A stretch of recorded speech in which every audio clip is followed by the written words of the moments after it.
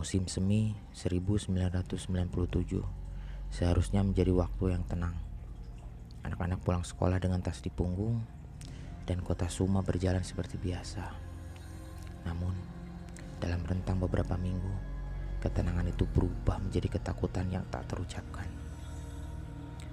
Kasus ini dimulai dengan sesuatu yang tampak seperti serangan acak.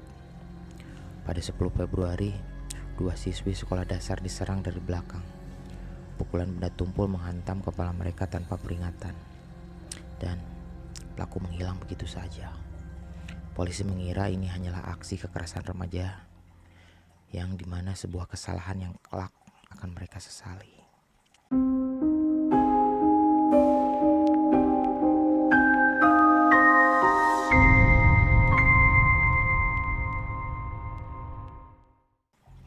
Sebulan kemudian, 16 Maret, tragedi pertama mencapai puncaknya.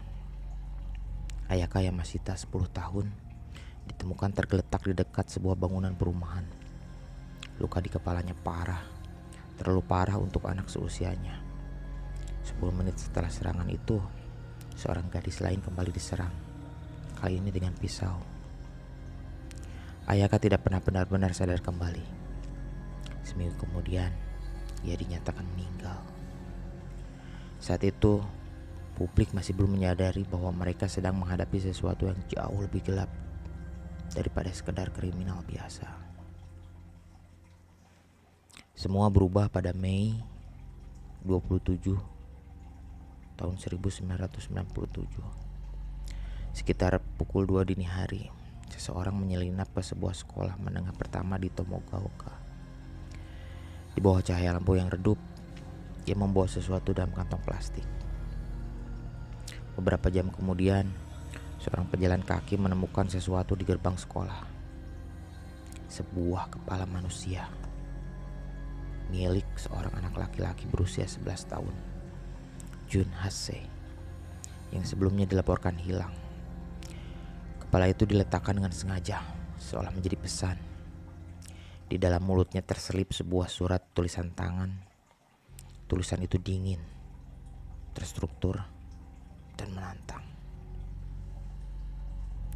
Sekarang permainan dimulai. Polisi bodoh, coba hentikan aku. Aku menikmati pembunuhan. Nama yang tertulis di akhir surat itu adalah Seito Sakakibara. Investigasi besar-besar mau dimulai. Polisi memburu seorang pria dewasa yang mungkin berusia 30 tahunan, berpendidikan tinggi, berdasarkan gaya bahasa dalam surat. Media berspekulasi, warga ketakutan. Orang tua melarang anak-anak keluar rumah. Namun di balik semua teror itu, ada satu fakta yang luput. Pelaku sebenarnya jauh lebih dekat dari yang mereka bayangkan. Rekonstruksi kejadian mengungkap detail yang semakin mengerikan. Jun Hasase didekati di jalan, dibujuk dengan janji sederhana, yaitu melihat seekor kura-kura di gunung. Lalu ia mengikuti tanpa curiga. Di tempat sepi, pelaku mencekiknya dengan tali sepatu miliknya sendiri. Namun kematian itu bukan akhir.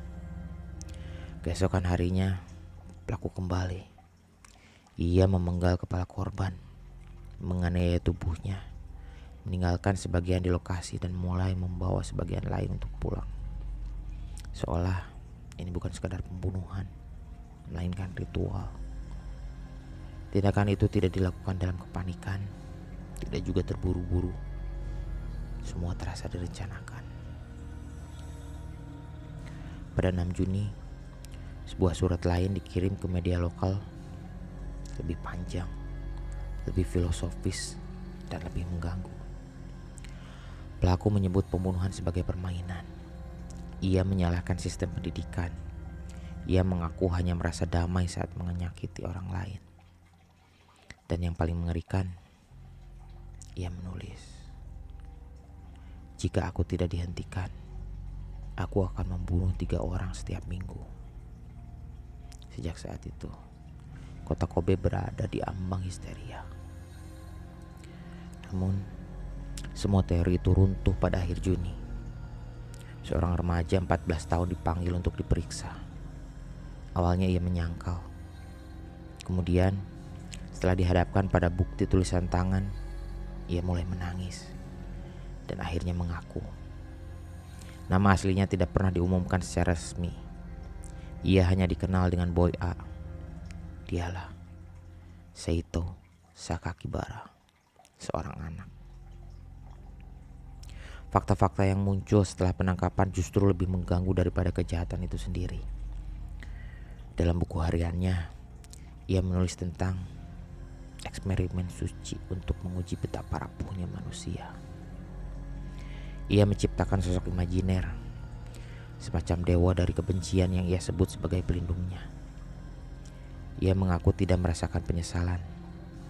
Dan yang paling mengganggu para penyidik, ia melakukan semuanya dengan kesadaran penuh. Bukan kehilangan kendali, melainkan karena dia ingin.